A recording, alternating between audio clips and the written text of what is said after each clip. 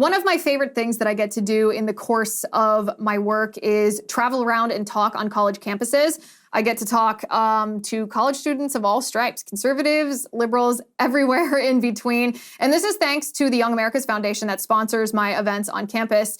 And one of the things that I get to do is I also get to go out to Santa Barbara, California all the time and speak to both high school and college students at the Reagan Center. Now, the Reagan Center is part of the Reagan Ranch. The Young America's Foundation actually owns the Reagan Ranch, you know, the ranch in the sky where Ronald Reagan, it was his West Coast White House, really cool. But at the Reagan Center, they host conferences for young people all the time, multiple times a year, and I love going out there and talking to young people. So one of my recent events that I did with the Young America's Foundation is I got to talk to them about TikTok. It was one of the most fun events because in this room, it wasn't just high school students, it was high school students and some of the benefactors and donors who make the Young America's Foundation possible. So really fun to see this mixed group, the students that get to be so grateful to the donors and the donors that see the personification of their work. But let me tell you, a little tricky to talk about a topic like TikTok to an audience that, let's just say the age disparity was pretty significant between the students and the donors. But we talked about TikTok. Actually, we talked about the most toxic, crazy, worst people on TikTok and why exactly they are so toxic and crazy and damaging. I mean, the people who are content creators on TikTok have an incredibly large platform. They have incredible influence over our culture. In fact, they impact the very fabric of our nation. They impact your peers, your brothers and sisters, and hopefully not you, but possibly you. And so what I want to do is I want to watch some of these videos and I want to talk about the cultural impact that they have. And then I want to teach you how you can completely deconstruct and obliterate the political messages that are inherent to these videos. Does that sound like something we want to do? Yes. Okay. So let's start with the fact that TikTok itself is not organically an American app. TikTok is a Chinese communist invention. In fact, TikTok was first launched in China about 5 years ago before they launched their international version. And TikTok in China has a different name. It's called Douyin or Douyin. And in the United States, it's called TikTok. And while their algorithms are very similar, they are portrayed to be the same thing. They're actually very, very different. Because the owners of TikTok, it's owned by a company called ByteDance, which is tied to the Chinese Communist Party, as all business entities in China are.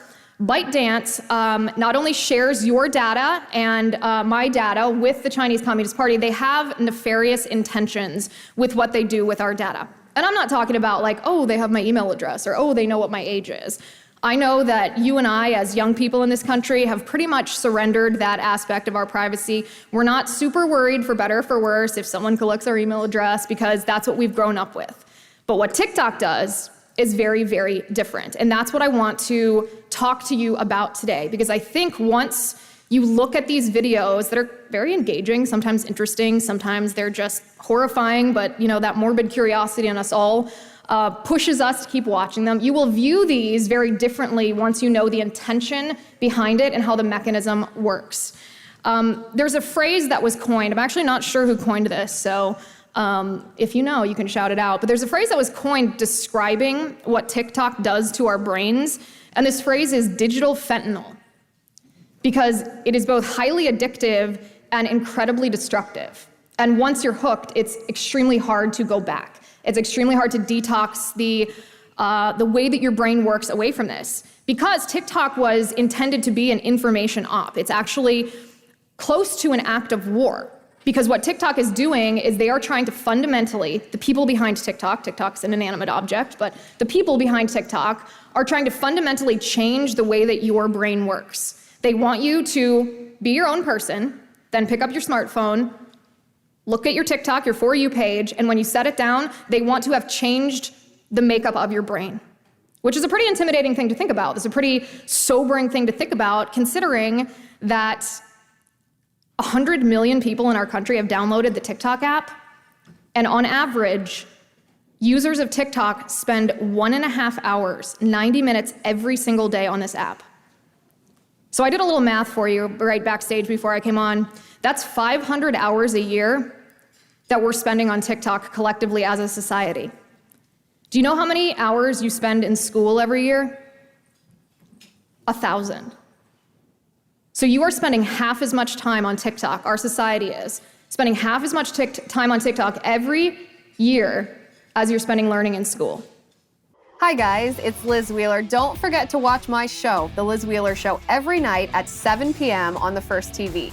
You can download the free First TV app, or you can visit thefirsttv.com/Liz and start watching today.